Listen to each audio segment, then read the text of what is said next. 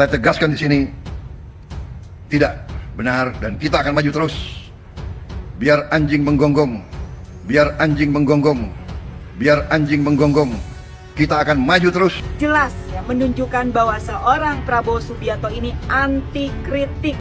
Gua lebih bangga dikatakan anjing menggonggong daripada anjing penjilat. Ada orang-orang pinter. Kabinet ini kabinet gemuk, terlalu besar. Presiden Prabowo lupa bahwa suara-suara lantang mahasiswa dan aktivis itulah yang menyebabkan tumbangnya kekuasaan mertuanya selama 32 tahun.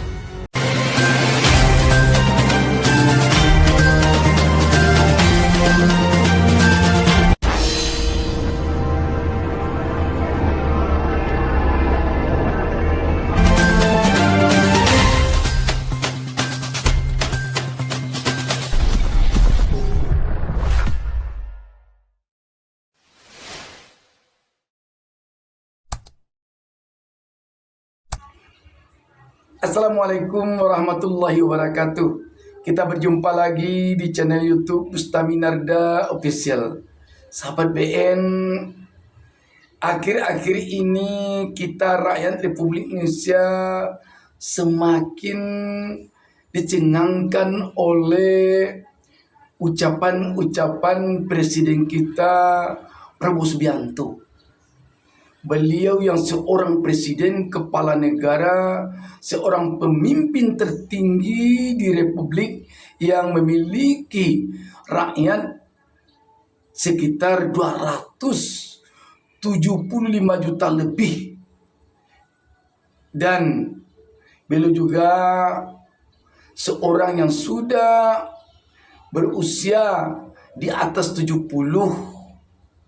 Mencengangkan bagi kita tentunya ketika presiden kita ini berbicara dengan ucapan-ucapan yang menurut kita rakyat tidak sepantasnya ucapan itu dikemukakan oleh seorang presiden yang telah memiliki usia demikian lanjut. Ada orang-orang pinter. Kabinet ini kabinet gemuk, terlalu besar.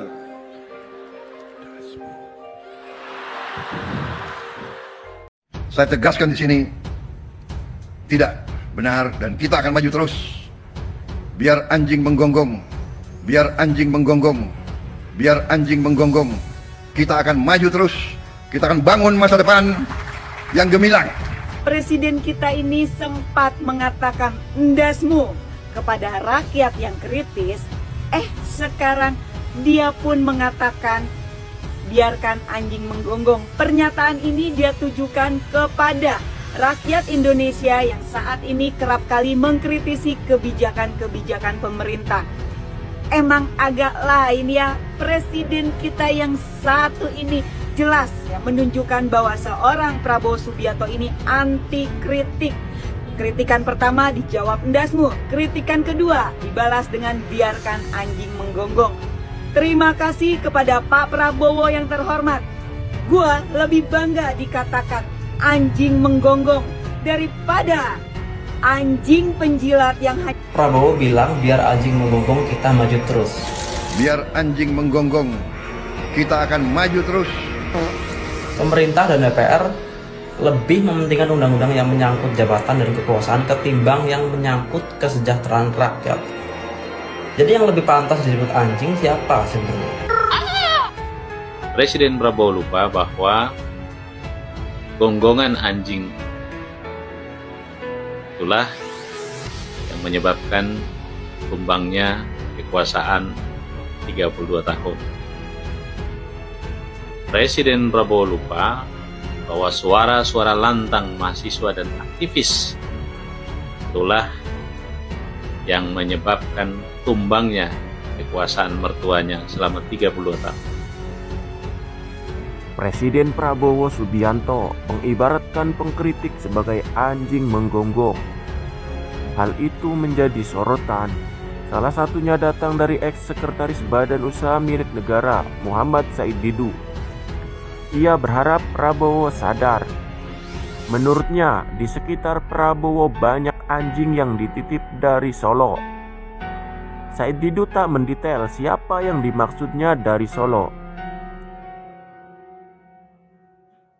Meski begitu, diketahui ungkapan itu kerap digunakan untuk merujuk pada Jokowi dan keluarganya, mengingat Jokowi berasal dari Solo.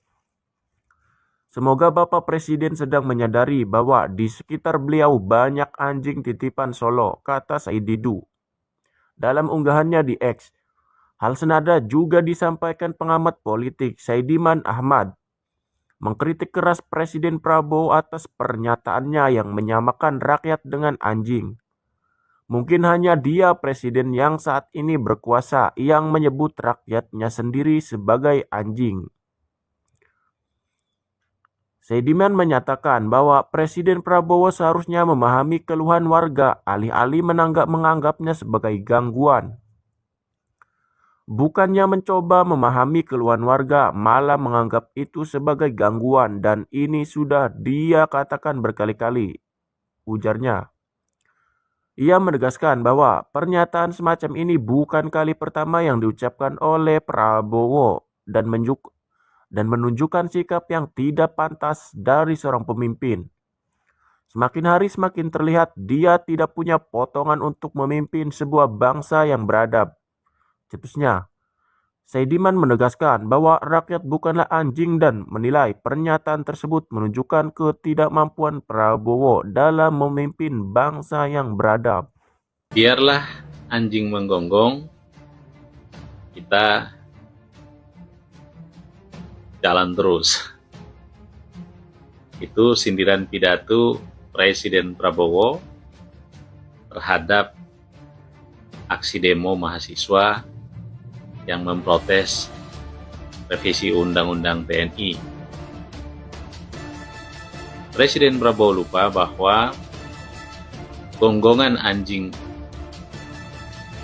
itulah yang menyebabkan tumbangnya kekuasaan 32 tahun.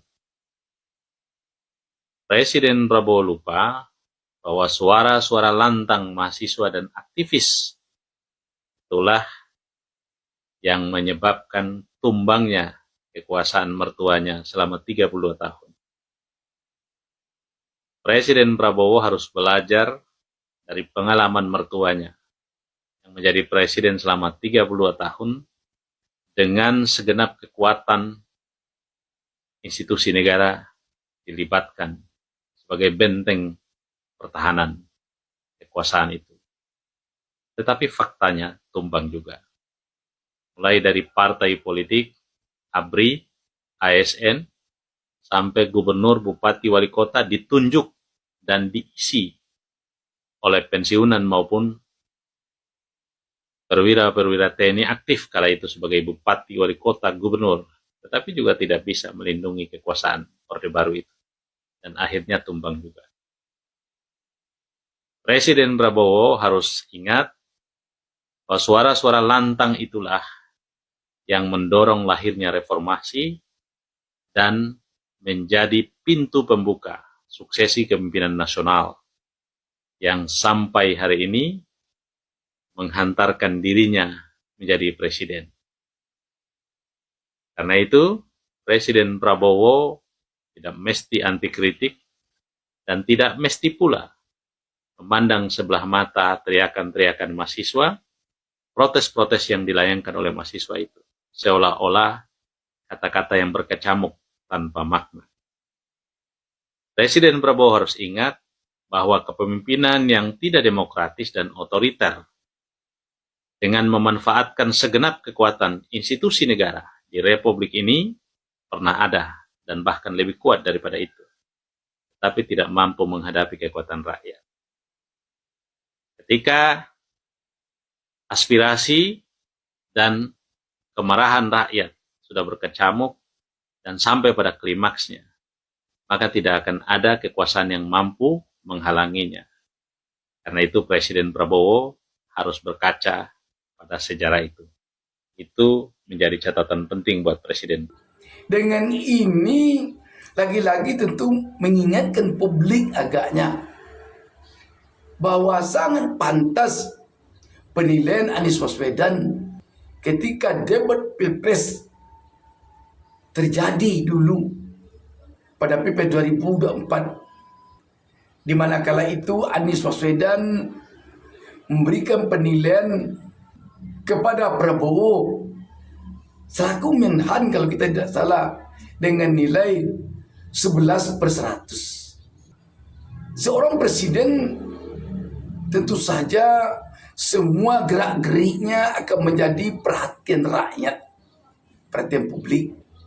Semua kata-katanya bisa menjadi undang-undang bagi rakyat. Batuk saja dia kalau tidak hati-hati bisa menjadi persoalan bagi rakyat. Menguap saja dia kalau tidak hati-hati akan menjadi persoalan bagi rakyat.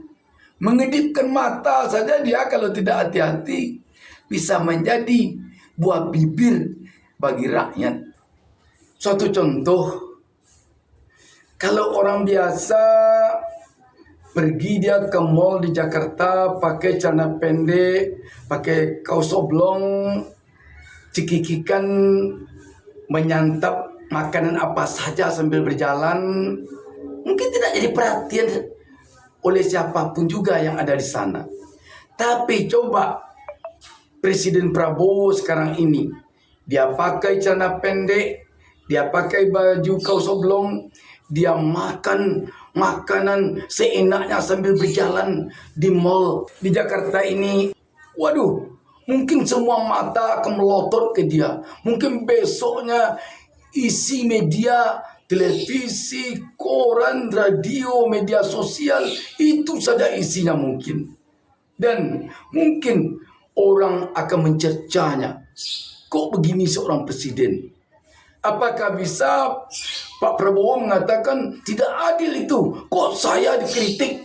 Saya makan jalan-jalan dengan celana pendek, dengan baju kaos oblong di mall. Kok itu yang jalan-jalan? Tidak ada apa-apaan. Ya duluan tadi malah jalan-jalan. Kok saya yang dikritik? Tidak bisa begitu. Orang mengkritik Pak Prabowo karena dia presiden. Orang lebih memperhatikan Pak Prabowo karena dia presiden. Jadi kalau tidak siap untuk dikritik, untuk dipelototi oleh rakyat, maka memang harusnya jangan jadi presiden. Tidak bisa dikatakan sambil makan-makan berjalan di mall, biarkan anjing menggonggong. Yang penting saya jalan terus di sini. Tidak bisa begitu.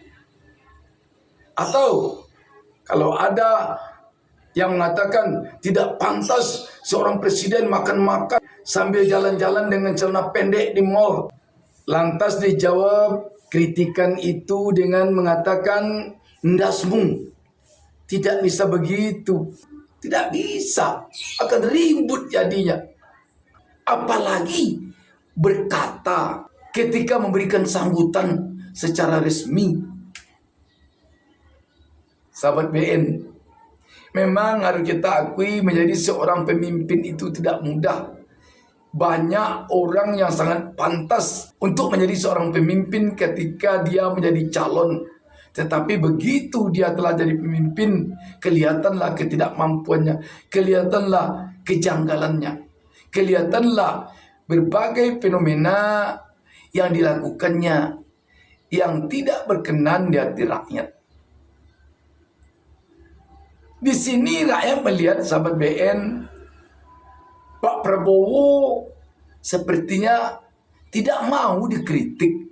Bagaimana menjadi seorang presiden, menjadi pemimpin di negara demokrasi seperti Indonesia ini, kalau dia anti kritik, kalau dia tidak mau dikritik, kalau marah, tersinggung, atau emosi kalau dikritik.